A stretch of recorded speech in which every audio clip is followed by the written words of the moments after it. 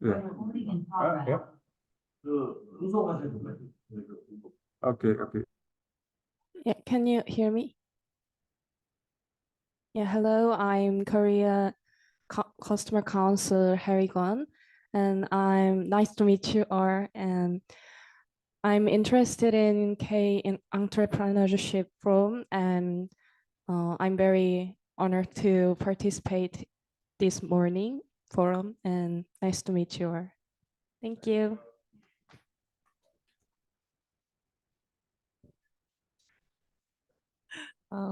Good morning. My name is Hyosuk Lee. I'm I'm head of the external cooperation team of the Korea Customs Forum. Nice to meet you.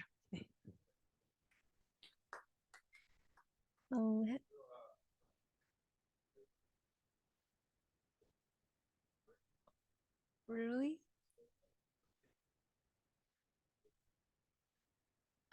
It was not me. It was. Good morning, and I'm Jiyeon Kim from the same group of these people. I'm so honored to be here, and I hope to learn more about K entrepreneurship. And nice to meet you.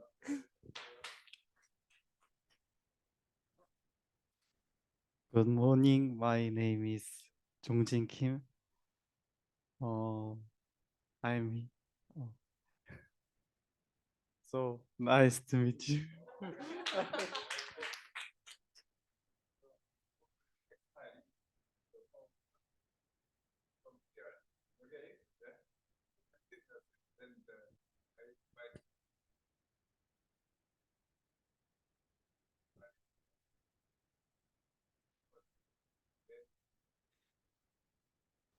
Some MBA student in Malaysia and in Indonesia are supposed to visit Korea to understand, to learn about the Korean entrepreneurs.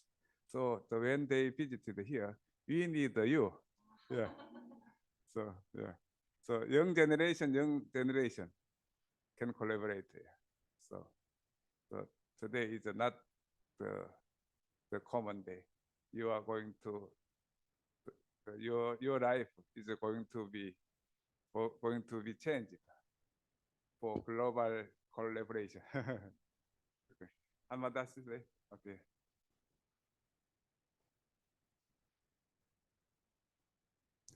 Hello, good morning. My name is Chang Jong-e. If you want to call me in English name, you can call me Connie. I am running an education program in some lifetime education center in the Catholic University. That is the program for the coordinators for medical tourism. And as you know, that we have been through the corona pandemic period. So this time it's a little bit delayed, but I'm so much interested in the K entrepreneurship and also interested in the sustainable development as a people. So I joined this forum. It's a third time, and I have very much expectation today also. Thank you. Yeah, thank you very much. The Mr. Chang, actually Chang is a specialist for tourism. So then I think the next year, actually this year we more focused on Korean entrepreneurship in Korea, but we promote Korean entrepreneurship to other countries a lot. So the next year, so many groups are supposed to come and to learn. So at that time, I am asking the Ms. Zhang to collaborate with us, to visiting the Jinju. Yeah. So then we are going to spend the 1 week in here. So the Jinju Gyeongsang National University got a lot of fund for Korean entrepreneurship. So this year, so next year they are going to spend the money for Korean entrepreneurs. So all we together. So then the establish this kind of program. What do you think? Correct? Yeah. Okay. Yeah. So okay. So sure. Thank you very much. Actually, the Condro is the Condro. Condro, can you hear us? Okay. From Indonesia. He is the person in charge of the international collaboration in Sudirman University in Indonesia. Okay, the Condro, can you say hi, hello to everybody? Yeah, thank you very much, Prof. Kim. Good morning, everyone. It's really nice to meet you here. I'm not only me, I mean, many students and lecturers in our university would like to initiate a collaboration with Prof. Kim, and also we would like to know more about the Korean entrepreneurship and looking forward to meet you later on. Thank you very much, Prof. Kim.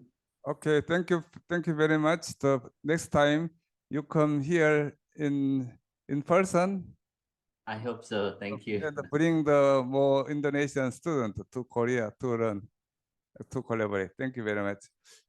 The Ahmed Osman, can you give the congratulatory remark as a chairman of ICSB?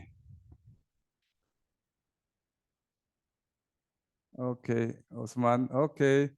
So then, Zakaria, you cannot. Yeah, your voice. Can you say 1 minute or? Yeah, Kichan. Okay, thank you very much. Yeah. Yeah, thank you for inviting us, Kichan, to this forum. Thank you to the speaker, Mr. Joon. It's nice meeting all of the participants in this platform. So look forward to learn from Korea on Korean entrepreneurship. Thank you. Okay, thank you. So then the next time, when you are more healthier, so bring the more people to here. Sure. Okay, thank you. Yes, Kichan. Okay, so then now that I am going to invite the Ambassador Joon for today's presentation. He is going to talk about Korean entrepreneurship and the sustainable development. Okay, please give a big round of your hands. Thank you.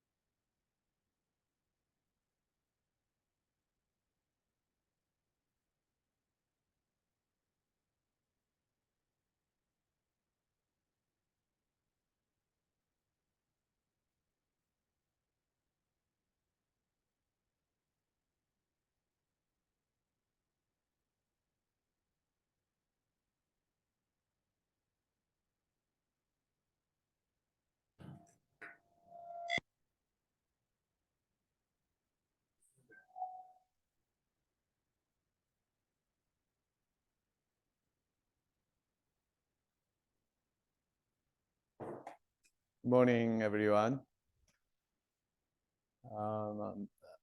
Thank you for joining us at this early hour on this very cold morning in Korea. And those who are online, probably it's not too cold there, but probably very early hours in the morning. So thank you, everyone, for being here with us. I'd like to guide you through my PowerPoint slides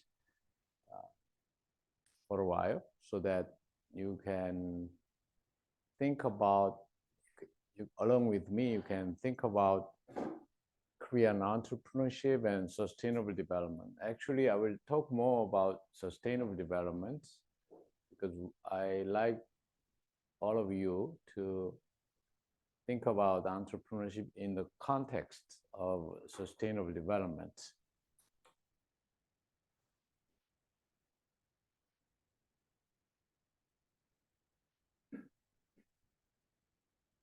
I'd like to start by asking you this question. What is sustainable development?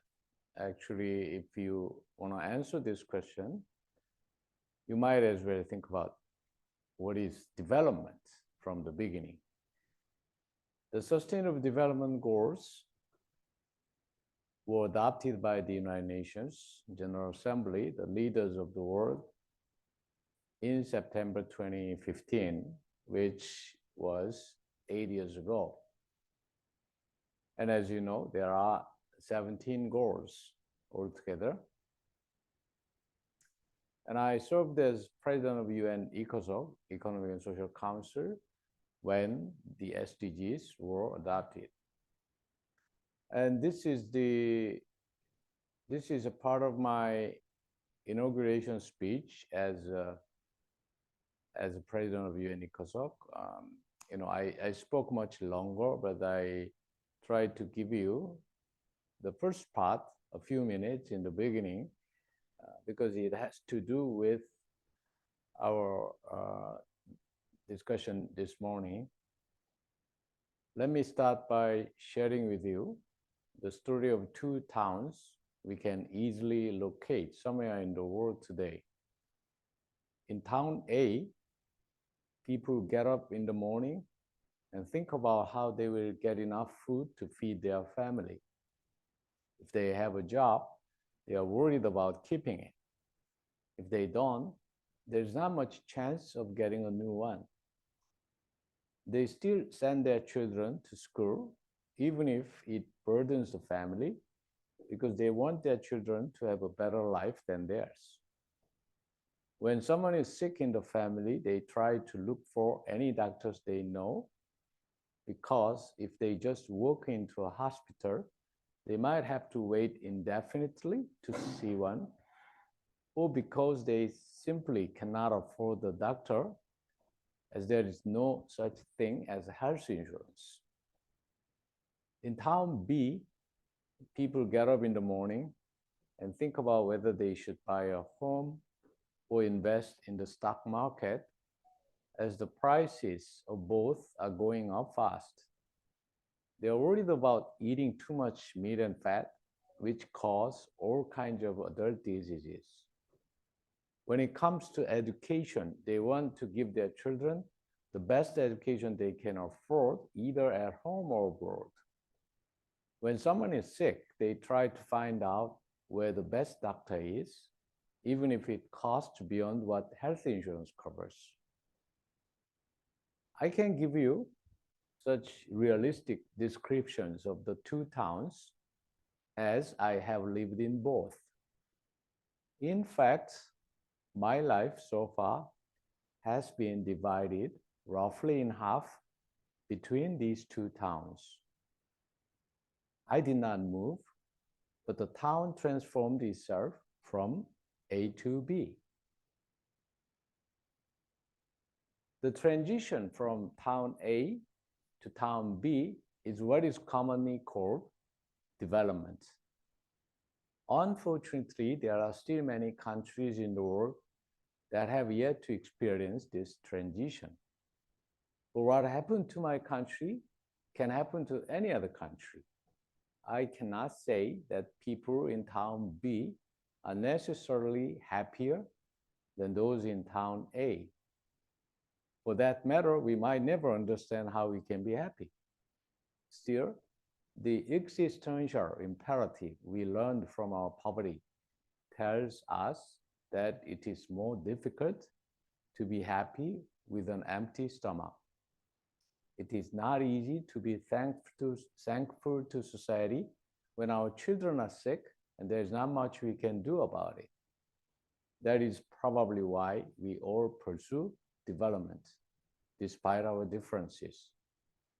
And facilitating this pursuit, helping humanity achieve economic and social development in a sustainable environment is what we are doing here in the United Nations. And I went on, but I stop here. And we need to think about the three pillars of the United Nations. The United Nations was created 78 years ago to promote peace and to prevent a war, but still the founders of the United Nations were wise and visionary enough to establish the UN on the three pillars, not one pillar. Three pillars meaning peace, development, and human rights, because they realized that without development, without human rights, it is very difficult to maintain peace. In Article 55 of the United Nations Charter, there is a mention of development with a view to the creation of conditions of stability and well-being, which are necessary for peaceful and friendly relations among nations. The United Nations shall promote higher standards of living, full employment, and conditions of economic and social progress and development. And actually, the concept of development has evolved over the last 80 years. Development in the beginning was mostly about economic growth, probably until 1970s. And then in the 1980s and 90s, the social dimension was added, which means they realized that social development is as important as economic growth. So the UNDP, United Nations Development Program, came up with what was called HDI, Human Development Index, around 1990. So Human Development Index measures development not only in terms of GDP and economic indicators, but also considering factors like education and health. So if people do not enjoy education and health service, even if their GDP is going up, we cannot call them being developed. And towards the end of 20th century, 1990s, the environmental dimension was added. Because of climate change, the whole world is now being threatened by climate change and environmental degradation. So we now realize that if we cannot address the climate change, or even some people call it climate crisis, there is no point in achieving development. So by now, when you talk about sustainable development, we usually say that there are three dimensions of sustainable development: economic, social, and environmental dimensions. Actually, the term sustainable development was first defined by the Brundtland report. Brundtland was a Norwegian prime minister when she was only in her 30s. So she stepped down as a Norwegian prime minister, I think even before she reached 40. And then she headed a commission in the United Nations, which was later called the Brundtland Commission. And in 1987, they came up with a report titled Our Common Future. By now, we all forgot about this commission, but one thing is still remembered, which is the definition of sustainable development. Because this report defined sustainable development as development that meets the needs of the present without compromising the ability of future generations to meet their own needs. So this is very important concept, because even if we pursue our own development, we should always think about the next generation, because if we pursue development without any control, without any limitation, then our next generation will not achieve their own needs, meet their own needs. SDG 13 is what is called, SDG 13 is what is called climate action, which says take urgent action to combat climate change and its impacts.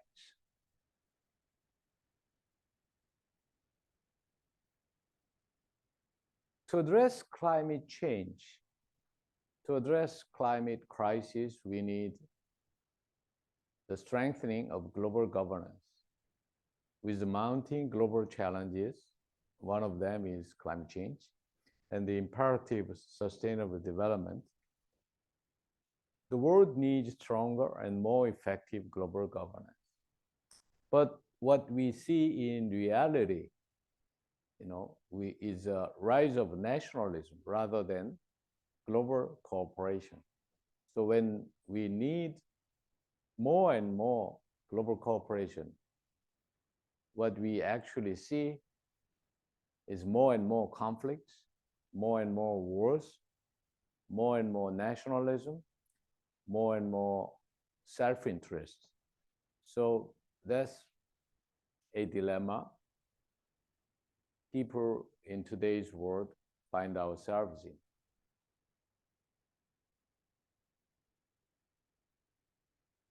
Last September, 3 months ago, there was a UN SDG summit in New York City, United Nations headquarters, because they are supposed to have SDG summit every 4 years.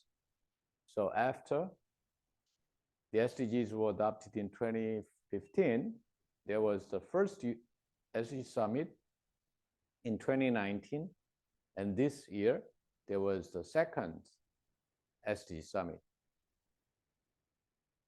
At that summit meeting, UN Secretary General Antonio Guterres said this. Mr. Guterres was speaking at the opening of a high-level forum at UN headquarters, where world leaders adopted a political declaration to accelerate action to achieve the 17 goals, which aim to drive economic prosperity and well-being for all people while protecting the environment. He said, the SDGs are not just a list of goals. They carry the hopes, dreams, rights, and expectations of people everywhere. And also, UN General Assembly President Denis Francis noted that despite commitments, 1.2 billion people were still living in poverty as of 2022. And roughly 8% of the global population, or 680 million people, will still be facing hunger by the end of the decade.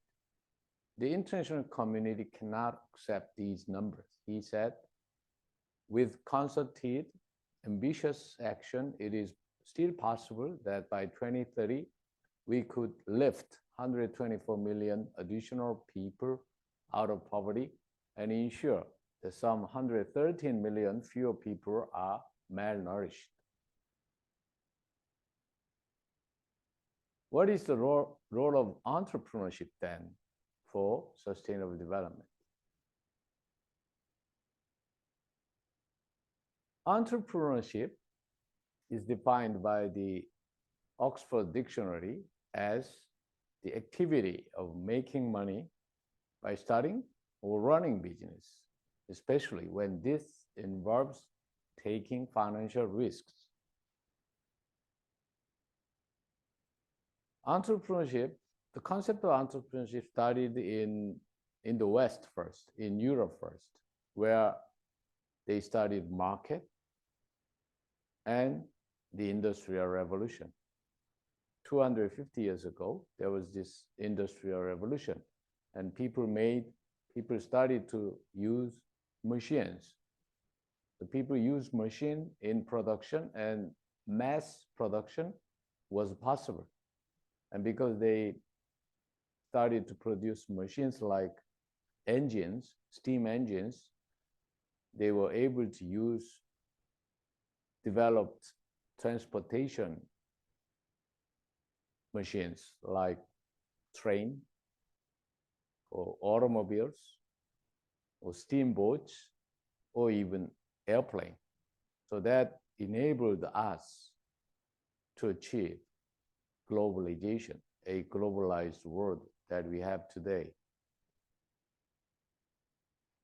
In our part of the world, East Asia, Japan opened its doors to Western countries first. So Japan was the first country in East Asia that achieved industrialization and that studied entrepreneurship. But some other countries followed, like the 4 Asian tigers, Taiwan, Hong Kong, Singapore, and South Korea. They are called the 4 Asian tigers. And followed by China, of course. And as you can see on the right side data, East Asia's growth in GDP per person was by far much higher than rich industrial countries or South Asia or Latin America, Africa, or Middle East, according to the World Bank. This data is from 1965 to 1996. To explain influence of philosophy and religion on economic development and entrepreneurship, a scholar like Max Weber in early 20th century wrote a book called The Protestant Ethic and the Spirit of Capitalism, in which he argued that the ethics of Protestant Christians were very helpful in promoting the spirit of capitalism. Also in Asia, actually a Harvard professor, Ezra Vogel, wrote a book in late 1970s to explain the economic rise of Japan. The book was titled Japan as Number One, Lessons for America. And he argued that Confucian culture in Japan, which includes respect for social order, respect for the elderly, and respect for hard working, all of them helped Japan in rising as an economic power for the first time for Asian country. And South Korea, of course, followed. South Korea's economic growth during the last 30 years has been impressive. And South Korea's own entrepreneurship made a great contribution to the fast economic and social development of the country.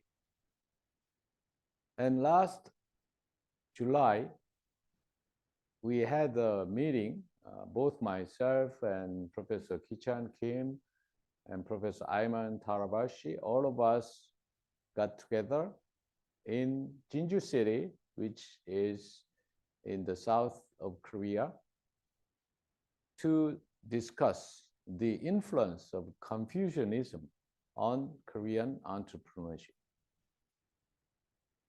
This was what we called Korean Entrepreneurship Forum in Jinju, July this year.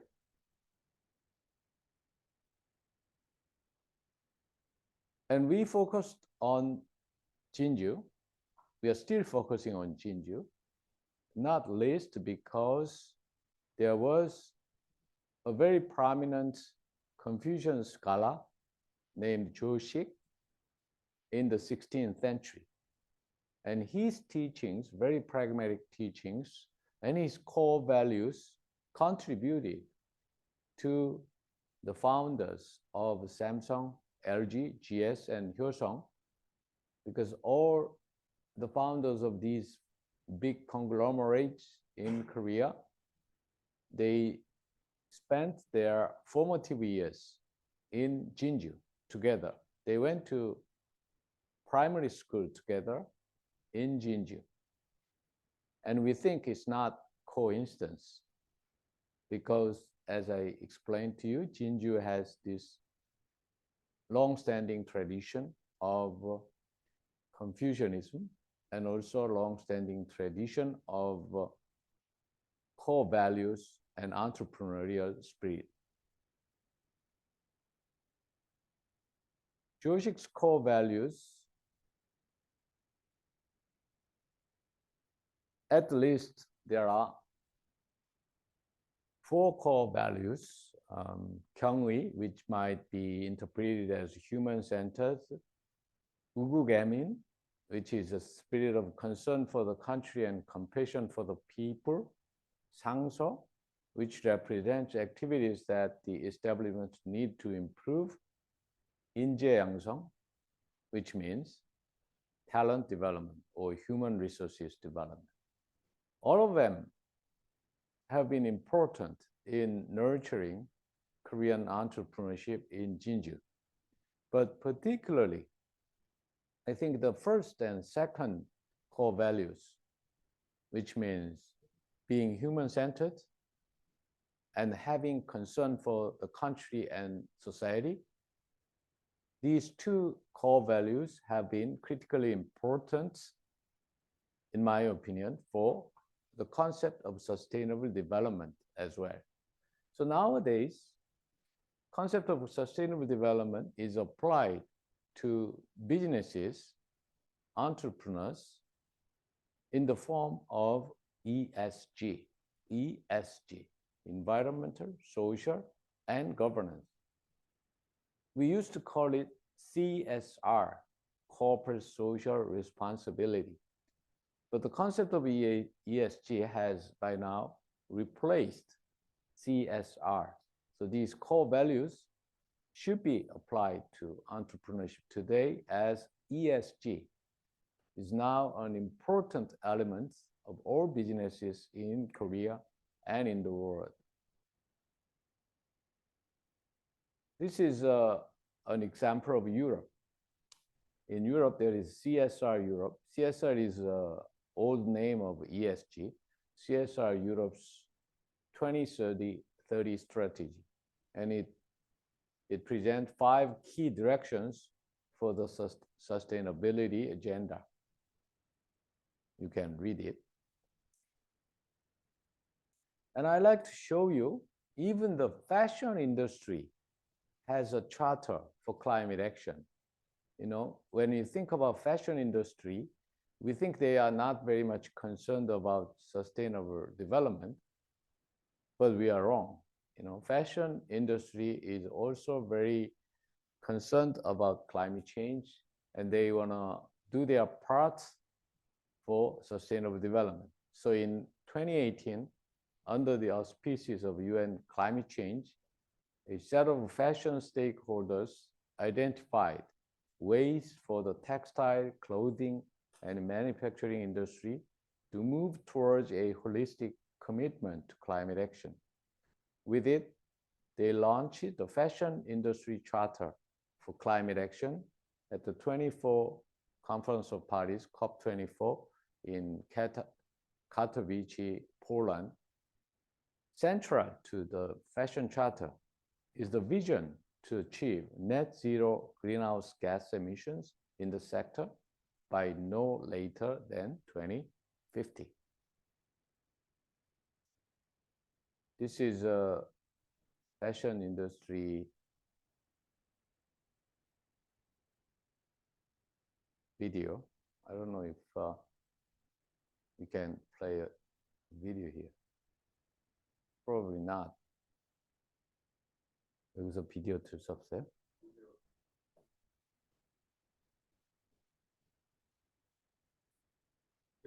네. 비디오 있어요. 거기 클릭하면 나올 텐데. 근데요?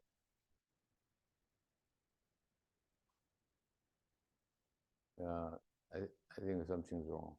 It's okay. It's okay. It's okay. We'll skip it. Oops. And recently, as recent as November this year, there was Indo-Pacific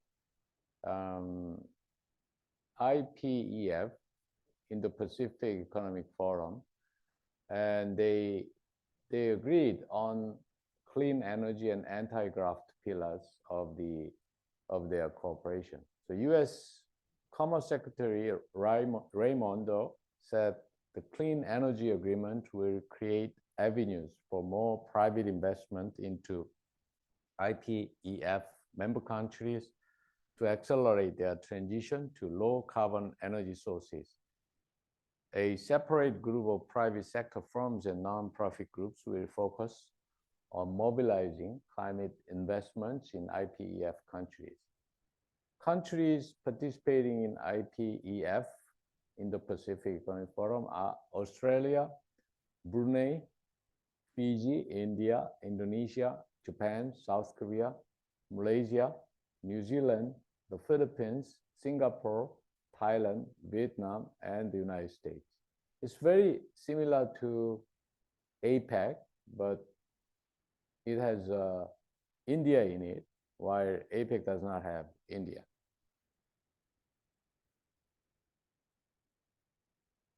This is some experts' contribution on how South Korea can take the lead in promoting sustainability disclosure goals.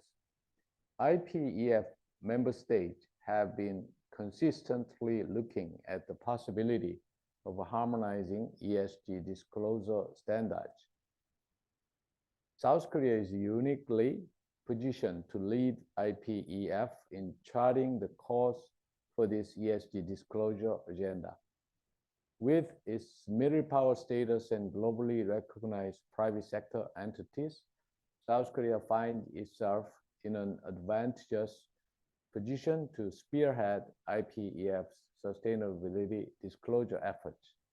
South Korean corporations largely align with international ESG standards and frequently secure top spots in sustainability rankings.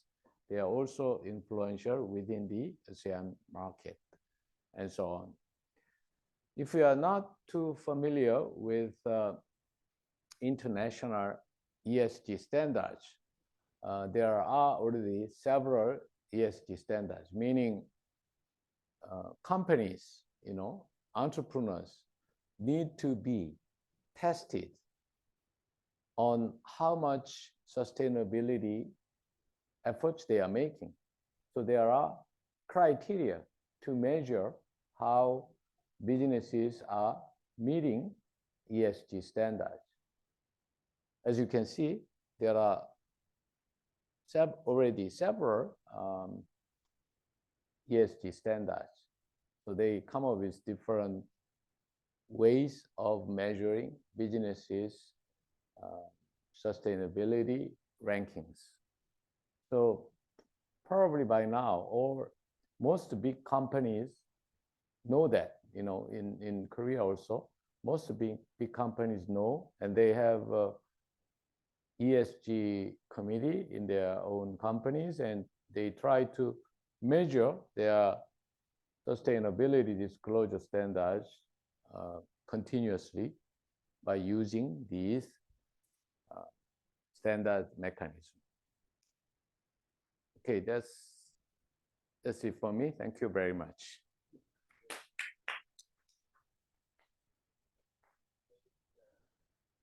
Thank you very much. Yeah. So Ambassador Joon mentioned more about the spirit. The entrepreneurship consists of entrepreneur and the spirit. So mostly we are talking about entrepreneur. Entrepreneur is the person who changes his imagination into innovation. But the ambassador also mentioned more about sustainability, ESG. For example, the last week in Korea, the temperature was 20 degrees. So then many bees comes out thinking it was a spring, yeah. So, but this week, it was minus 10 degrees. So many bees has a prison to death outside. So I think the next spring, so I don't think it can find the many bees. So like this, ESG is going to be important. ESG, the environment is matter in the future, I think. So I came to know about the UN. UN is thinking peace, not only peace, but also development and humanity. So then for this kind of things, actually we have to think more about the spirit. Spirit creates behavior, behavior creates culture, culture creates civilization, innovation. I think. So I have learned about this kind of things very much. So here the Barbara from the Australia. Barbara. Okay. Barbara, can you hear me? Okay. So then the Hello, question Kichan. from Condro. Do you have any question, comment? Zakaria, what do you think? Yeah. No comment. It's very interesting. 예. 여기서 잠깐만 이게 just a moment. 요게 지금 왜 저게 오케이 이게 start sharing 했는데 오케이 just a moment.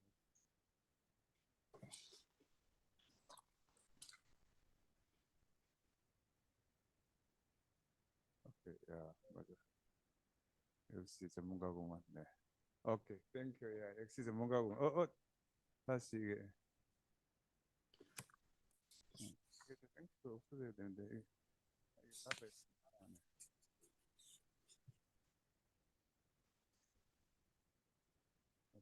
이것을 일단 네. 오케이, 야. So, Zakaria, any comment? Question? Oh, sorry, I cannot hear you. Barbara, can you hear me?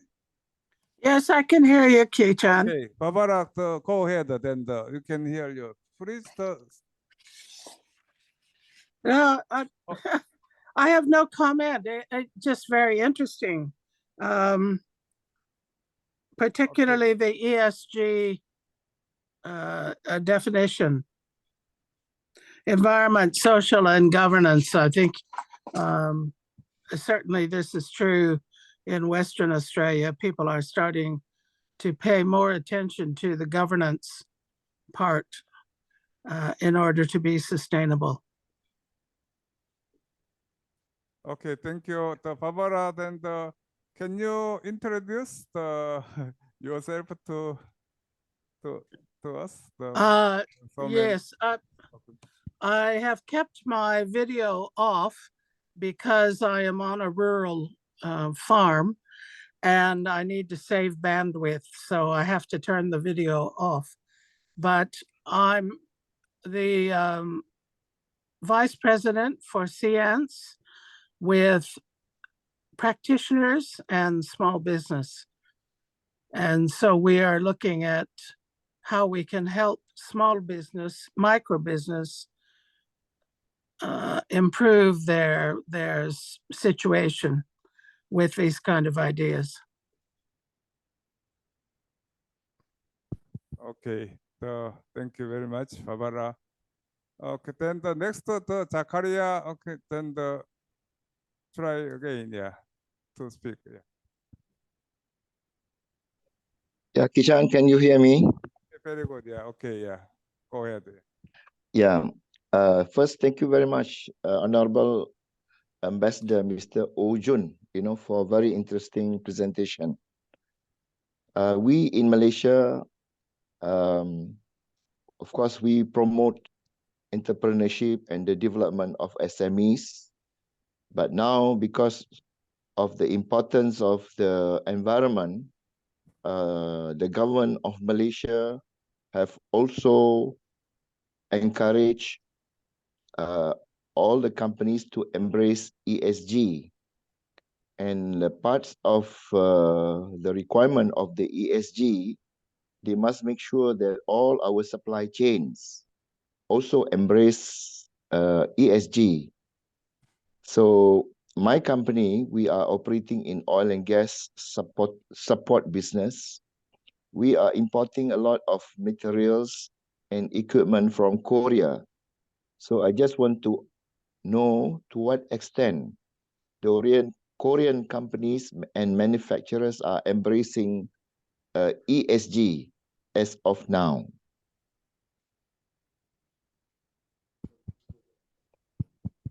Actually, yes, then the very good question.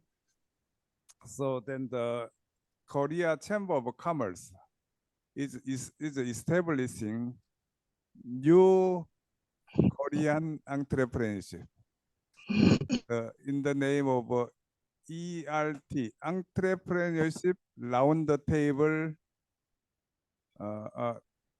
Actually, we organized the ERT group. ERT is entrepreneurship round the table, like business round the table in United States. So then around 100 Korean company are interested in establishing new Korean entrepreneurship based on ESG, which is the ESG based Korean entrepreneurship. So then every year they are checking out the performance of ESG improvement. So that means the many Korean company we already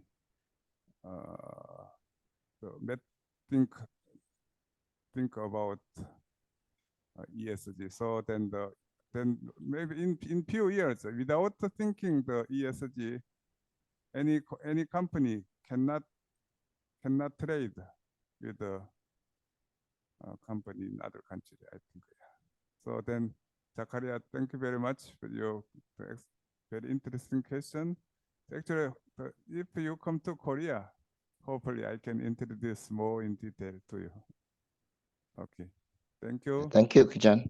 Okay, so then Kondro, any question from Indonesia? Are you planning to come Korea still? Yeah, sure. Okay. In this year.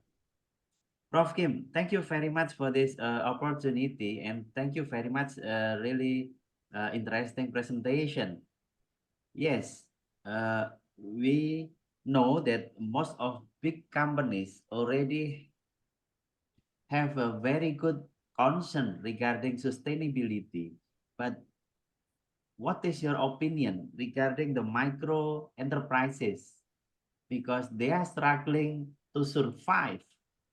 How about the sustainability for the micro enterprises? Thank you, Professor Kim.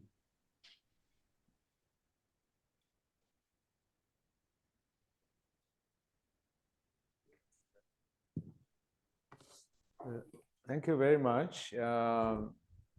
Both of you pointed out very important points, but during my presentation, I explained to you that there are already what is called ESG standards, quite well established, quite well in place, where they are actually evolving.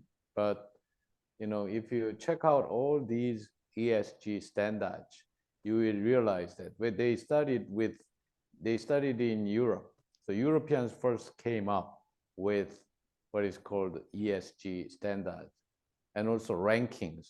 They give you grades and rankings. They assess all these important businesses in the world, how they are doing in terms of meeting ESG standards. So you cannot avoid it. If you want to export your items to Europe, then they will ask you for ESG grade, ESG ranking.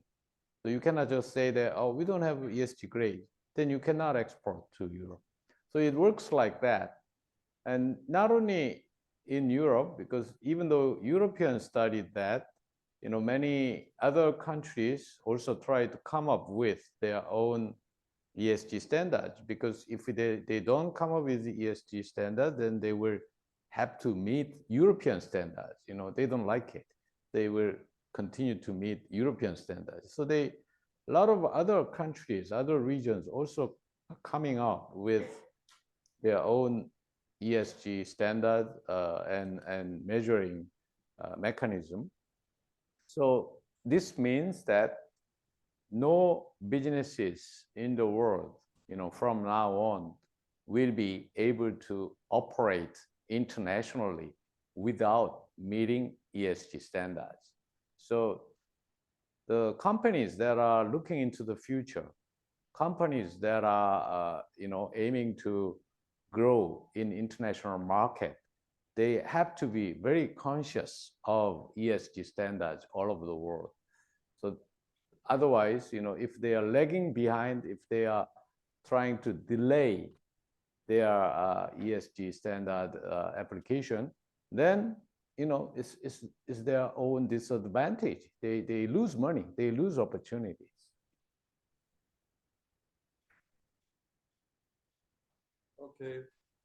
Okay, thank you very much. So then some more questions from the audience here. So Thank you for the audience presentation. I'm very interested in that things, and I think I felt that the power of a civil development is started from the spirit, and I think it makes innovation. So the spirit is important, but I'm curious about what do you think is the most important when sharing entrepreneurship to people?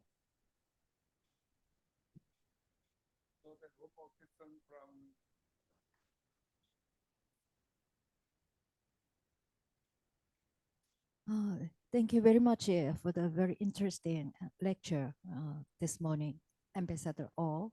And I can enlarge my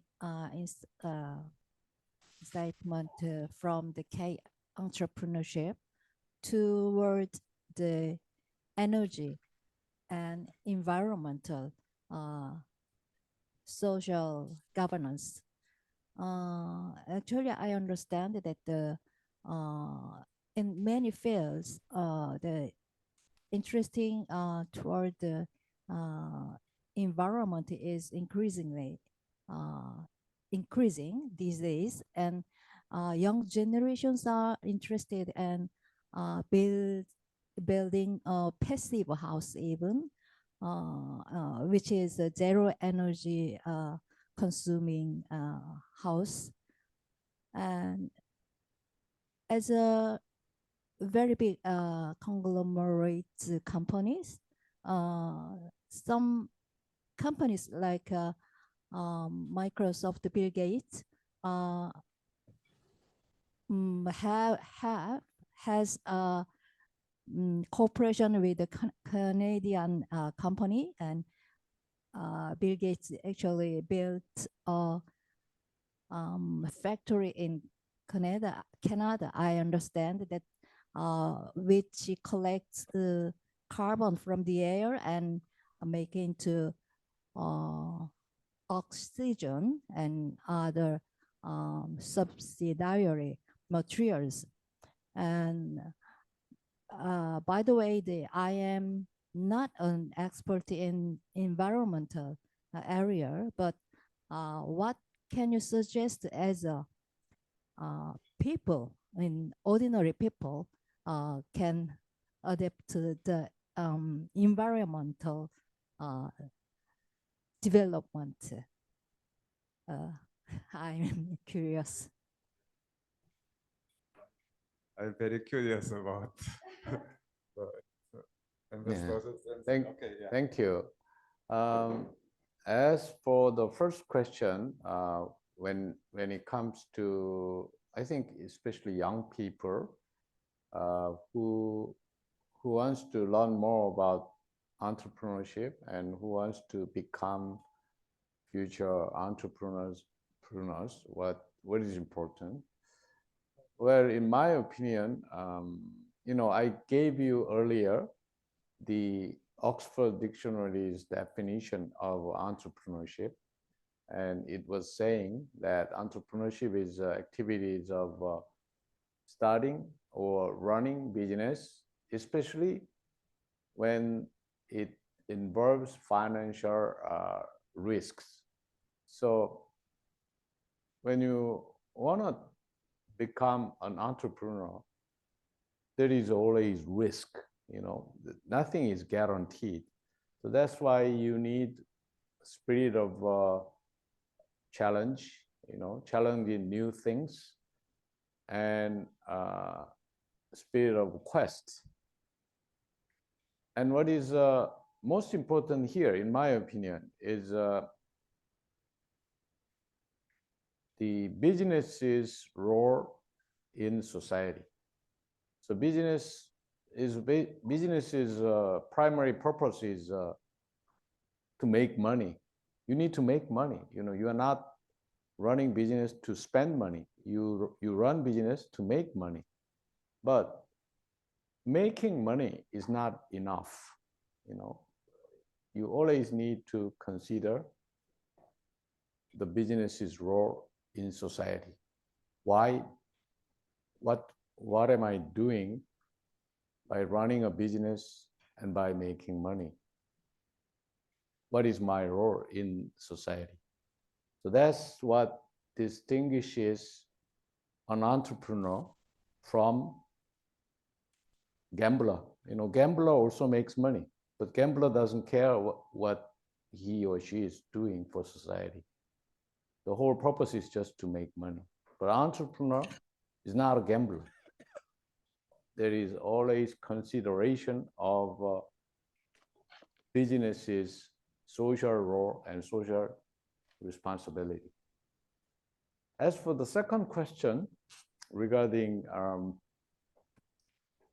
environmental protection, actually, when it comes to climate action, the efforts to address climate change, climate action, we usually say there are roughly two areas.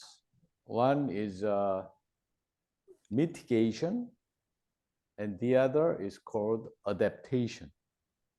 Mitigation means we need to reduce carbon emissions. Where do carbon emissions come from?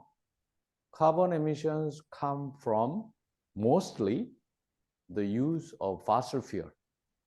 What is fossil fuel? Fossil fuel is mostly oil, gas, and coal.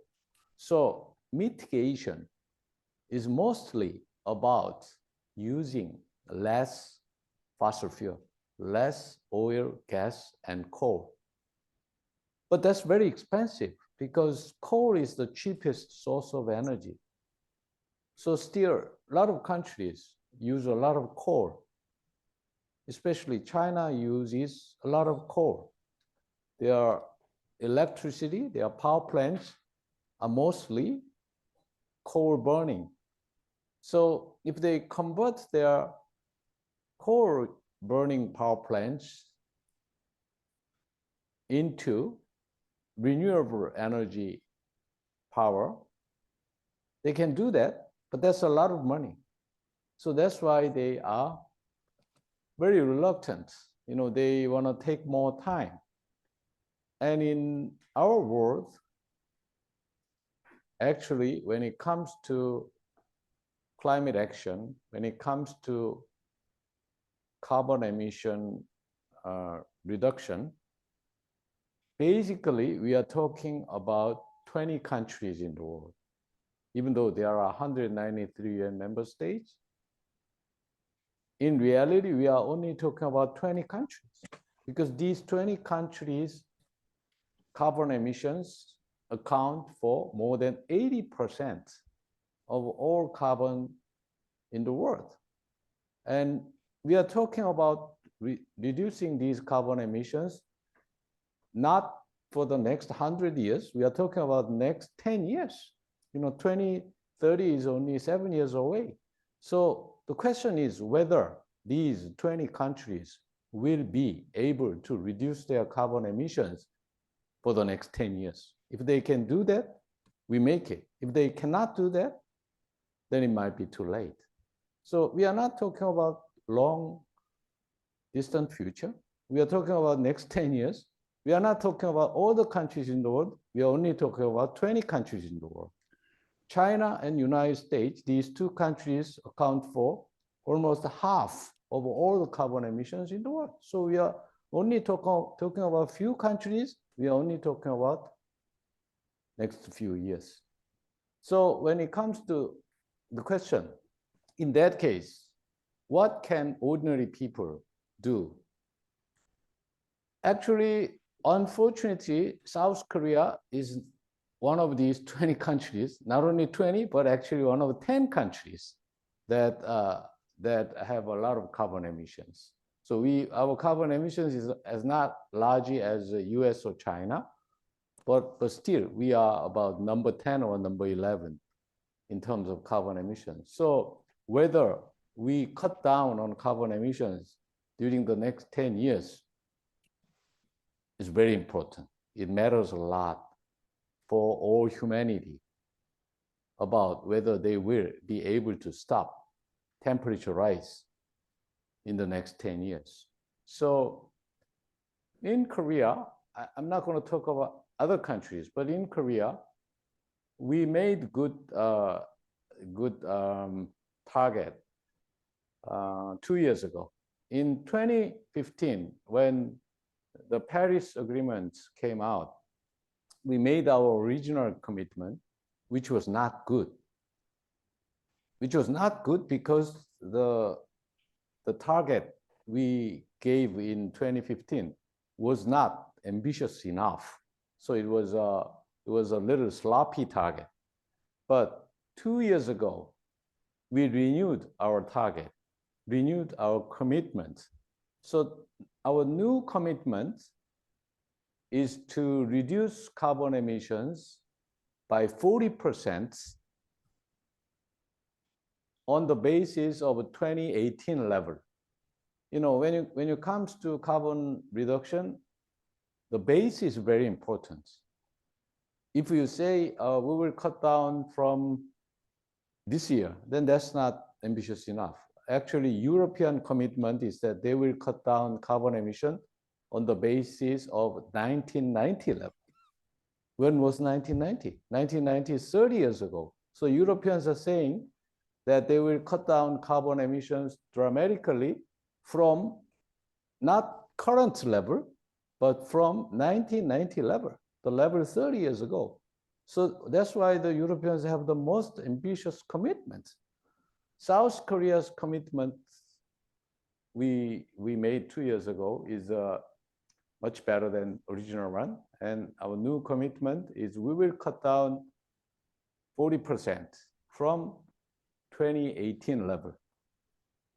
So 2018 is what? 5 years ago. So we will cut down 40% from 5 years ago level, which is not very ambitious, but ambitious enough. But the question is whether we can meet it. The way I see it, it will be very difficult to meet it because we promised to cut down 40% by 2030. 2030, we only have 7 years to go. And then are we closing down any power plants using coal? No, we are not. We have not closed down a single power plant using coal. Then how can we achieve this goal? How can we meet our promise in 7 years' time? Very, very difficult. And politically it's difficult also. You know, if they want to convert all these coal using power plant to renewable energy, then they will need a lot of money. Then they will have to raise electricity price. But in Korea, raising electricity rate is very political. A lot of people complain if they have to pay more for their electricity. You know, even think about this cold winter morning today. It's minus 13 degrees in Seoul. So if the government raises the electricity price, a lot of people will complain. So politicians, the government cannot do that.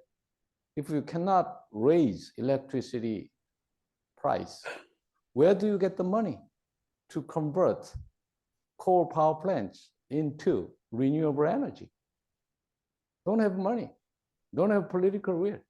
So it's very, very difficult. Not only South Korea, but all the countries in the world. So that's why a lot of people have gloomy prospects about meeting carbon emission reduction goals for the whole world.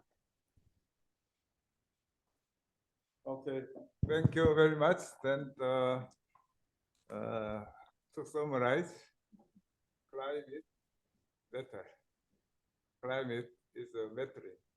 Is it correct? Yeah. So B is disappearing. So any B turns out thinking it was very cold. Yeah. So then if the B is disappeared, humanity will be disappeared in 5 years. According to Einstein, I don't know. It's there. So then the best ozone is I think that it was an ambassador.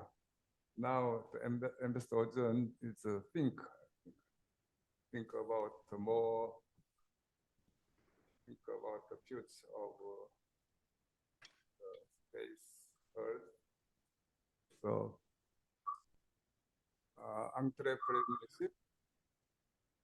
entrepreneur and gambler. What is difference? Yeah. Gambler is pursuing money, but entrepreneur is pursuing not only money, but also humanity purpose, the right. So hopefully early in the morning you can understand more about the future. So then I think this time is not good for friends from all over the earth, all over the world. So then you can enjoy the YouTube. Maybe some of them are watching the YouTube that I know. So then we are going to upload the YouTube for you watching after our session. Yeah. So then time to finish. Yeah. So then hopefully next year we are going to continue Korean Entrepreneurship Forum once a month. Yeah. So hopefully you can join next year again. So Merry Christmas and Happy New Year. Okay. Thank you very much. Bye bye. Okay. Yeah. Thank you. Okay. Thank Bye-bye. you, Kichan. Okay. Bye. Okay. Bye bye. 예, 감사합니다. 예.